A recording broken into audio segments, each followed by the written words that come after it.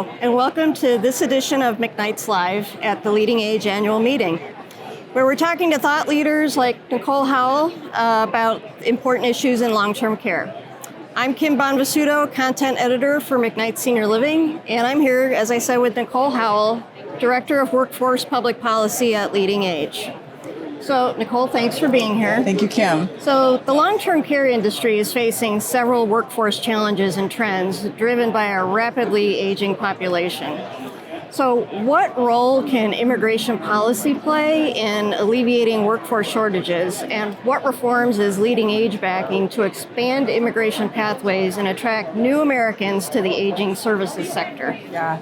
So I think when we think about workforce, we need to think about a couple things. There's sort of the people able to do the work at all levels, from direct care all the way up to executive level. There's sort of the competitive pay and compensation through reimbursements that needs to be addressed. And there's, of course, the workplace culture and sort of person-centered models of care that give way to worker-centered models of care. Immigration gets to that first bucket, which is really bringing about individuals who are excited to work in our industry, who are not only the number of individuals that we might need to sort of fill these roles, but I think more importantly, individuals who reflect the changing Americas, right? So many of our families are diverse, our friends, our communities, and those are the individuals we want not only providing care, but leading organizations who have a better sense of our understanding and our life experience and lead to better care outcomes. So for us, immigration is really not about just the people, but it's really about expanding the care continuum. Okay. So what federal workforce policies like increased funding, wage support, loan forgiveness, do you see as most effective in addressing labor challenges?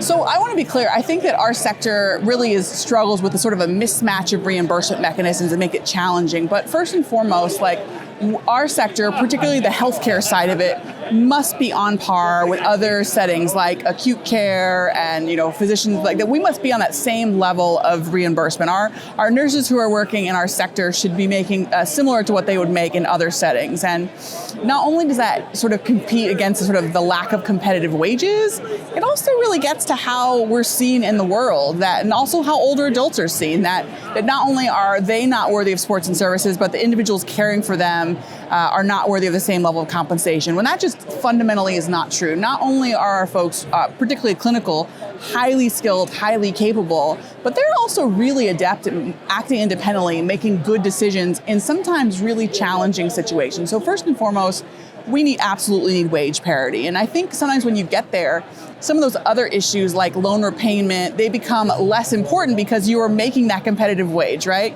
When we have, let's say, a new nurse coming out of school and they're deciding between going into long-term care and post-acute care, or they're going to acute care settings, you might be able to help them forgive loans, but if they can go to a different setting and make 10 or 20% more, that's going to affect their lifetime. That's really not a hard decision to make for many people. And so first thing, it needs to really be competitive pay. I think we also need to really get to how long-term care is perceived, which I think is partly how folks and how we see lawmakers, unfortunately, talking about our sector, right? Like, who wants to go into a sector at which we're told that it's bad for older adults, it's a bad place to be, when that's truly not the case. If you go to our member sites, it's vibrant. Living and aging is vibrant. And so I think the first thing is wage parity. And I think there's other things around what we can be doing to incentivize individuals to enter our sector, right? Sort of some Title VIII funding related to nursing workforce development, part of the Public Health Services Act. We can be looking at those also. Okay.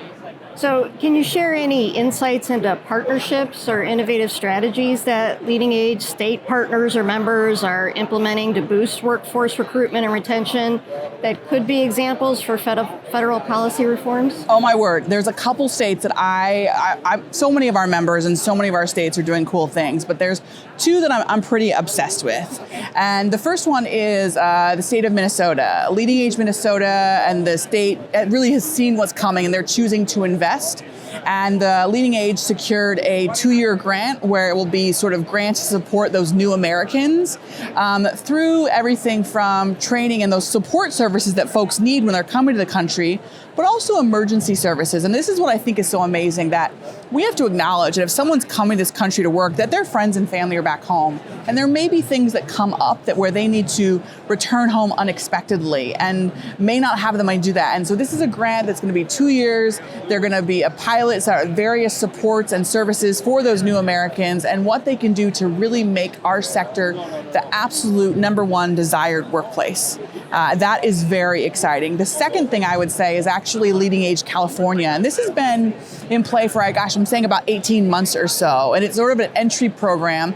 And I'm so sorry, but the name is escaping me right now. Wouldn't you know that after lunch, goes. But essentially what it does, and not only they partner with various organizations, not only does it pay for the initial training for new caregivers, it also provides wraparound support services. And this is what I think is critical, is that it's not enough just that we have folks enter the sector, particularly in some of our areas and roles that have less competitive pay packages. We need to provide them the full wraparound support services. And that might look like transportation. It might look like childcare. It might look like assistance getting additional tools they might need, or serious. Those are two things that I think are really critical, because it's recognizing that we can provide the education all day, but unless we make our sector so welcoming and so supportive, we're going to keep losing that really amazing talent. Okay. So what policies are needed to develop to align pathways across educational institutions, workforce development programs, and employers to build those pipelines for future aging services professionals? Yeah. And let me say, I know I'm leaning heavy into the clinical side of things, but it's because it's such a large part of our sector, right? And so to that end, we need more nurse leaders and we need more nurse faculty. So during sort of the end of the pandemic, I believe the number is, we were denying admittance to 91,000 fully qualified nursing applicants going to nursing school. And that's come down a little bit. It's now around 60,000 the last academic year. And while that's better, that tells me there's 60,000 people out there annually that want to go to nursing school, who are fully qualified. They got that A in anatomy and physiology. They're ready to go, and yet they can't find a placement. That tells me that we really need to start there at the top. And so the first is we need to address the issue around nurse faculty, and that's in a couple ways. First of all, it's compensation. And I think as women, I find this personally offensive, which, again, the majority of our nursing workforce is women, that we're asking them to be paid less around their lifetime, right? I think that's really bothersome to me. So the first thing, that nurse faculty make anywhere between 20 and 30% less than folks who are either providing, direct services at the nurse side or working in healthcare administration. We need parity there, so that someone who is choosing to teach and educate the next generation of nursing who may go into post-acute care and aging services, they should be paid fairly and competitively with others in their sector. I think that's the chief thing that needs to happen. The other part of that is that some of our requirements are a little bit misaligned, so that various states set their training requirements. Sometimes that's the nursing board, sometimes that's the education arm of the state, and sometimes that an individual who's maybe been in healthcare for many years, maybe they have a master's degree, but they haven't been in bedside for many years. And so typically, in order to be a faculty, there's a requirement to have been practicing within a certain period of time, and you also have to have certain experience in certain settings. And while I think those are valuable and they probably served us at the time they were created, I think we need incentives to bring those in line together. And I'm particularly thinking in, those incentives between nursing boards and public education systems, right? Those public universities that are the lifeblood of our country and have so long been about lifting up individuals into the middle class and beyond. And so I think we need to see alignment around that area.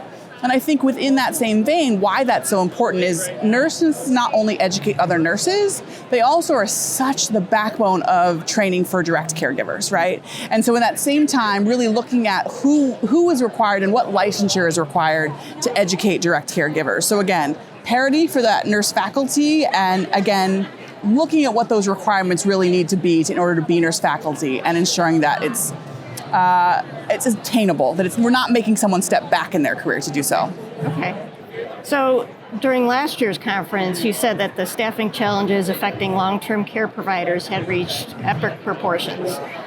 Are we still in crisis mode, or have you seen any improvement? Yeah, I think that a couple things. It's one of those things you're like, gosh, something I said really came back. Someone actually wrote that down. That was exciting to me that someone pays attention. But I think that what makes me most sad about this crisis is that in some ways, we have stabilized in aging services. We still need more people, but the epic proportions actually is impacting the individual receiving care. Because what our sector has been forced to do is deny care to individuals when we can't meet certain parameters. And that's especially true as we look at upcoming standards. And so it certainly is still challenging for us, but it's most challenging for the families who can't access care in the setting that they would choose. We, I think as a sector, have really tried to find some homeostasis, and a lot of our members have come with great innovative staffing models that allow their staff to have flexibility and the hours that they want in the setting of their choice. But I think ultimately this hurts the individuals receiving care. So PHI recently released a paper stating that employers will continue to struggle to recruit and retain enough workers due to low wages that have barely increased over the past decade, driving job seekers, existing workers out of the direct care and into other industries. So why can't the industry offer that livable wage everyone talks about? What barriers do providers face in doing that? Yeah, I would actually even go one step more, and I would say competitive wages. Like, that's the term I'd like us to be using, because we don't just want people to barely be able to pay their bills, right? We want that competitive wage with and commiserate with the skill and talent that they bring to the role. So if we think about it like that, I think that PHI does amazing, such good work, and shines a light to this issue. What the report said is that they haven't increased relative to inflation. So I think a lot of our members really have made substantive increases in their compensation, particularly over the last 5 years during the pandemic and in the wake of it. They really have increased a bit, but because there are other issues outside of our control, chiefly the sort of mismatch of reimbursement mechanisms, right? So we have a mix of Medicare, state Medicaid, some other incentives in there that is deeply challenging to put that payer mix together. And again, remember that various states have particular policies around what providers can charge. And so what works in one state doesn't work in the other. And so I think what I thought was great about that report is they call for a national compensation strategy, really looking at those state rates of Medicaid reimbursement.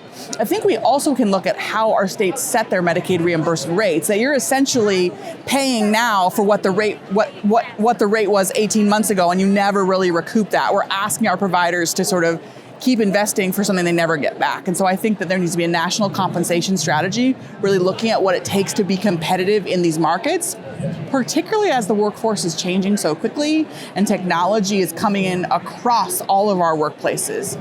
And so I really think that it's looking at that.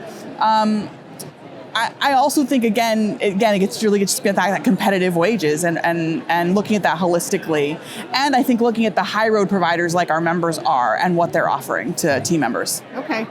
So reports show the industry needs to fill 861,000 new direct care jobs and 8.9 million total job openings within the next decade. So how can the industry realistically meet that demand if there aren't enough workers to fill those jobs? Yeah, I think the key is that we can't meet it in the way that we'd want to. What's so great about our LeadingAge members is they are mission driven, and so they have gone to places with the most need. They are meeting individuals who, trying to provide the highest level of care in the most places. And I think that what makes me sad about when we hear those statistics is I worry that that mission-driven won't be able to be fulfilled, that deep drive to support individuals and minister to where they are.